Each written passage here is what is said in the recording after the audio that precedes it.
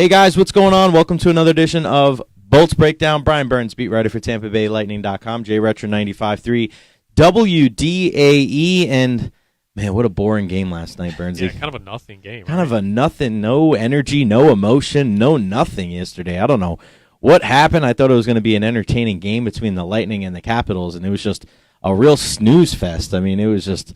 I fell asleep in the second period. It was so devoid of action or intensity or anything like that, and just... My gosh, and it was a really boring finish, and it just, man, I don't know why we cover hockey. It's just not an exciting sport. Just one of 82 games. Yeah, what are you going to do? Well, obviously, we're being facetious here. What an incredible game last night between the Lightning and the Capitals. I mean, Burnsy, we'll get to tonight's game and all the other news that was broke today about the Tampa Bay Lightning, but my God, you want to talk about a playoff-type atmosphere. We thought Saturday night was... like that, but I think that familiarity breeds contempt, and I think it was even more playoff-like last night. I mean, what an incredible contest. We'll start with the beginning of the game.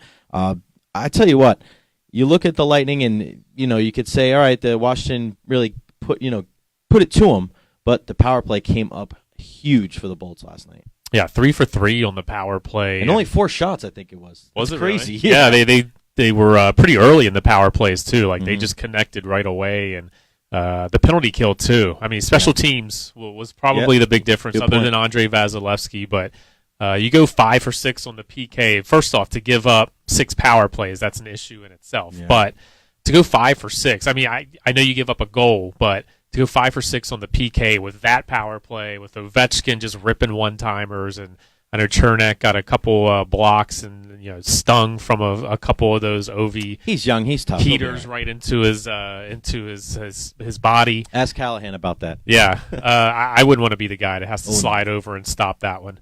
I wouldn't want to be Vasilevsky having to to absorb those powerful shots. But I just thought the PK was just absolutely outstanding, and I thought the Lightning were able to generate some momentum off of some of those penalty kills.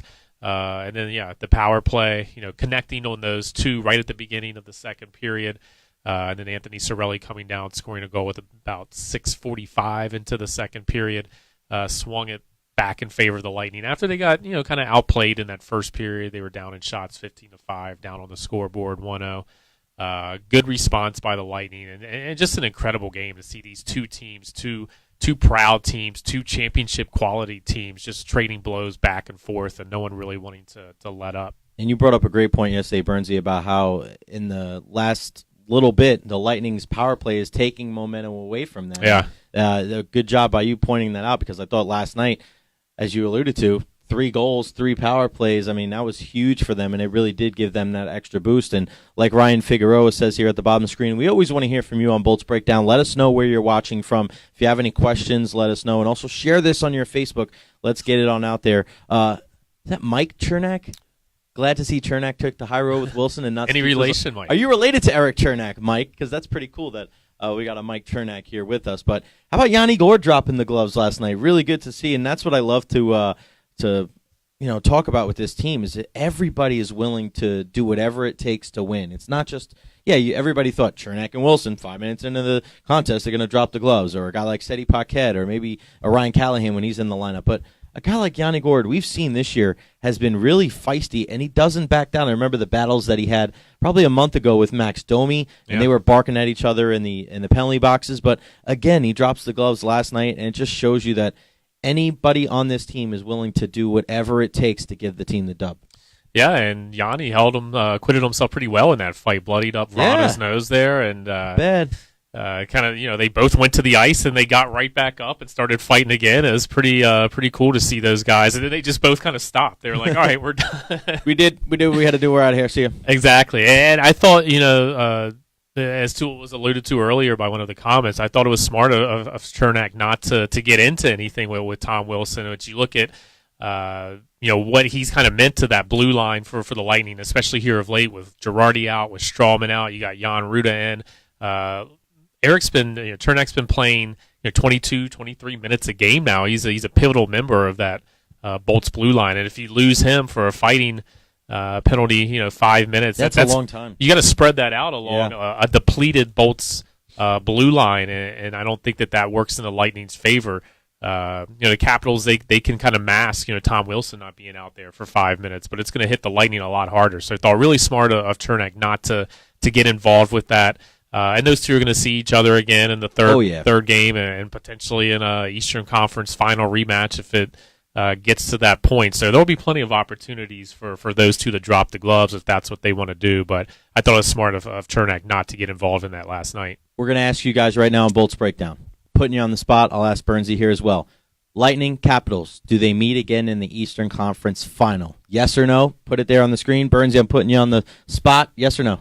Yes. I think so, too. I agree. I think these, in my opinion, I know Boston, and they made the moves, Johansson and Coyle at the deadline. I get it. I know they're a good team. But to me, you saw the best two teams. In my opinion, those are the best two teams in hockey last night.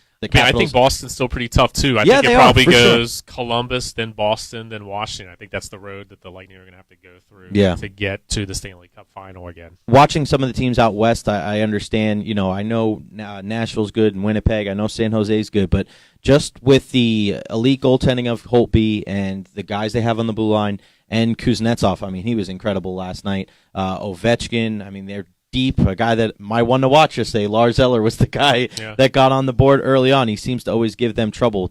In my opinion, watching hockey pretty much every night, I think the Lightning and Capitals are the two best teams in hockey, and I think they're on a crash course headed for the Eastern Conference Final. Let's get some of your questions, man. You guys are lighting it up earlier this morning. I really appreciate it. We really appreciate it. Tommy, we're going to get to your comment here in a second. Let's see. Yes, power plays were huge. Lisa, thank you for sharing this, everybody, on the different places. Did either of you ever go to a bar blackout and then find out the next morning that you scored? No, but that's what Hetty said last night to Kaylee Chelios. That was great. Stephanie, thanks for sharing on Thunder Pot Pie. Aaron Stevens, living in Raleigh, going to the game tonight. Really cool. Any chance they start resting guys or full string tonight? I don't think they'll be resting as far as we know. Maybe Callahan getting in, just possibly back-to-back. And Louis Domingue's probably going to get the start tonight, I would assume, right? Domingue to get in there. If you're living in Raleigh, I have cousins that have two restaurants in Raleigh, Vivace and Coquette, out by the North Hills area. Go check them out. Great restaurants. Tell them Brian Burns sent you.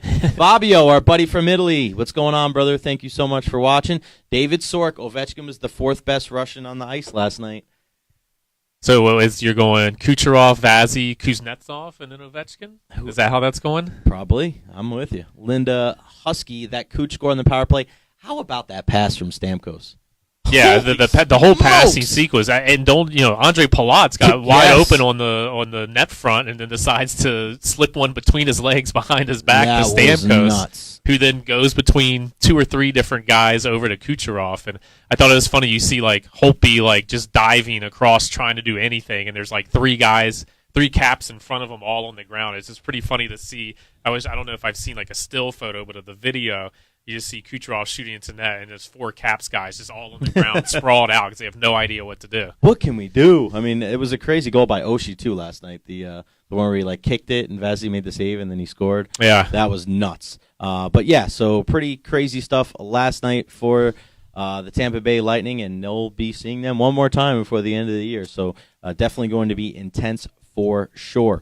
Brian Burns, beat writer, TampaBayLightning.com, Recher 95.3 WDAE. Some big news today. The Lightning are going overseas next year, Bernsey. They were going to play in Sweden. They'll be playing 2 games there against the Buffalo Sabres. Obviously, they have with Rasmus Dahlin and Yolmark and Larson with them. And then, of course, everybody knows Hedman and Strallman. Hopefully, Strallman's still with the club. I know his contract is done after this year. But, A, are you going? And B, is there any room on the plane for me? I want to go. I don't know. I don't know if I'm going or we not. Gotta Apparently, go. There's I think I've heard there's 50 spots available for with I think the this team. Is an NHL thing. It's not like the team where they have their own charter and they kind of decide. Okay. So there's other people. I'm sure there's people in the Lightning organization that are a little bit higher up that are going to want to go that maybe aren't as essential as me. I don't know. There. How important is Brian Burns? On a scale of 1 to 100, how important is Brian Burns to the Lightning? Let's hear it. I'm kind of the third man on the totem pole as far as our digital content's concerned. Gabe Marte pumps out all those great videos that you guys like. He's up at the top. Kaylee Chelios, she's number 2. So I don't know if there's any scraps left. Is Kinsey going for to? number 3. Kinsey, I'm sure, will definitely be there. Jim Markham says 100, bro. Social media presence. If Jim says 100, John Kirkendall 99.2. That's pretty good, Bernsey. That deserves I'm going to get that 0.8. Don't worry about that. He deserves a spot on the plane. I don't care if I have to pay for my own ticket. I'm definitely going out there. Paul Hilbrandt, my man. See, these guys love you here. See, I have an in with Hetty's dad. I did a story on him, so we're kind of tight like that. So maybe I'll just head on up to Orange Skoldsvik and chill with the Hedman crew and then drive down. And I got Hetty something from Old Trafford because he's a big Man U fan. So maybe we'll just crash the Hedman house. That sounds like a good idea. Thank you guys as always for chiming in. We love to hear it. Where you're watching Bolts Breakdown from, let us know. Please share this on Facebook as well and let us know, and so we can spread the word out so we can all be the Thunder. Let's look forward to tonight's game. Tough, man, back-to-back, and for many years now, John Murphy, smart man, 95.3, like WDAE. We love that, John.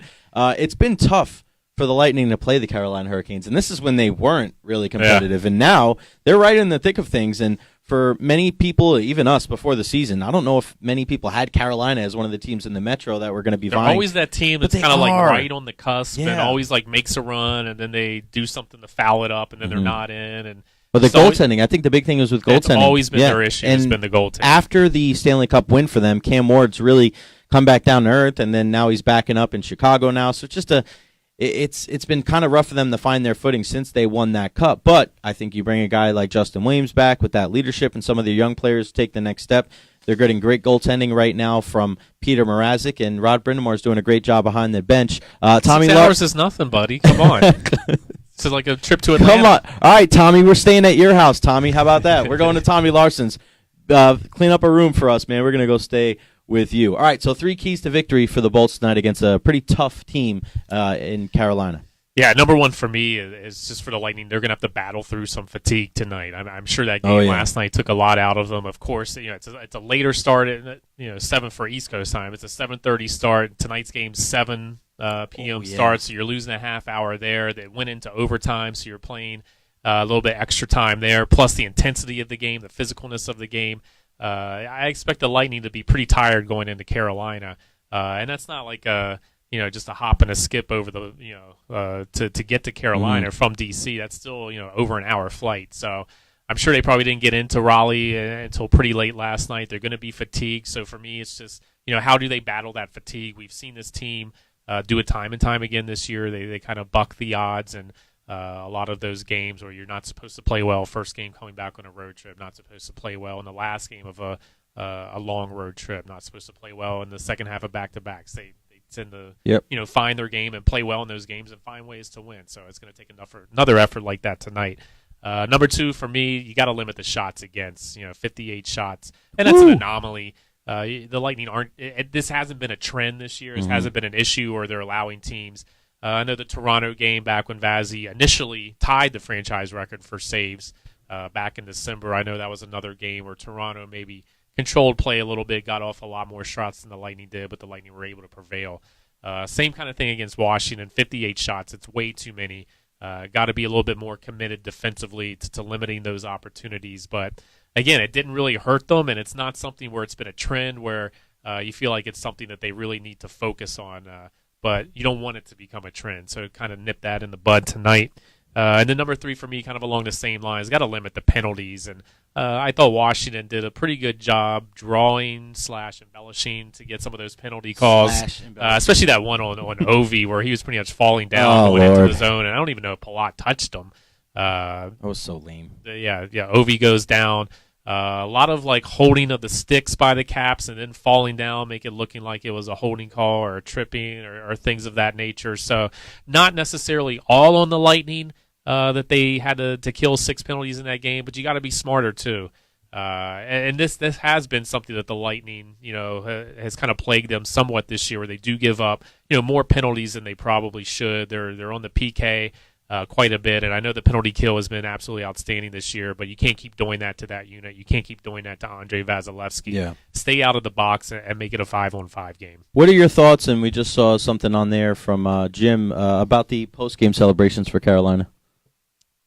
Not a big deal. I mean, to me, it's like whatever. And I don't think it's like an issue. No, it's like if they're having fun with it, and if it works for them, then go for it. It's not disrespectful because it's after the game, the team's off the ice. I know Don Cherry had a big heart attack about it before. I could give two craps. I mean, it doesn't make any sense to me that a guy that wears what he wears on TV is worrying about the candor. Like you're gonna say something about the disrespecting the game. Disrespect. Like, what is going on? And you're wearing like the stupidest outfits I've ever seen in my life. It makes zero sense. And here's the other thing too. It's not just a bunch of young guys that don't know the game. We just talked about Mr. Game 7, Justin Williams, who's been, this guy's one of the more clutch players in this generation. They have a former hard-nosed player behind the bench in Rod Brindamore. You have veterans. You have young players. They're having fun. The fans are into it. They had Evander Holyfield into it. It's something after the game. It's fun. It's brought good attention to the game of hockey and also to the Carolina Hurricanes.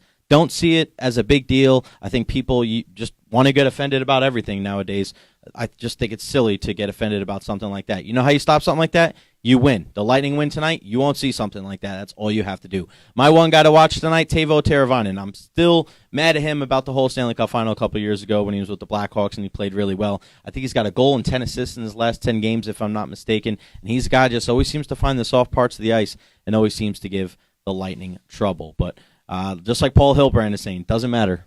As long as if they lose, they won't be celebrating. I wonder about some of those veteran guys that have been around the league for a while, and you kind of have to do it. The framework of the team. You don't want to be the odd guy out. But I know I've seen in the Lightning locker room, it's been talked about a little bit, like after a random practice, and maybe a couple of the veteran guys are just kind of like rolling their eyes, like what are these? It's a little much after every game. But and then if you're a guy that has to go in there and you got to like be a part of that, I'm sure you get caught up in it. But I'm sure there's maybe a little piece in the back of your mind like, this is a little silly. Yeah, but you know what? Silly doesn't hurt anybody. And Justin Williams was yucking it up the last time I saw him, so he's probably the oldest and more serious guy out of all of them. All right, when we come back, when's the next time we're doing this? Monday, Tuesday, Wednesday? Yeah, I think Monday we'll be back at the Amalie Arena for another Monday game against the Boston Bruins. And then 4 days off. No, 5.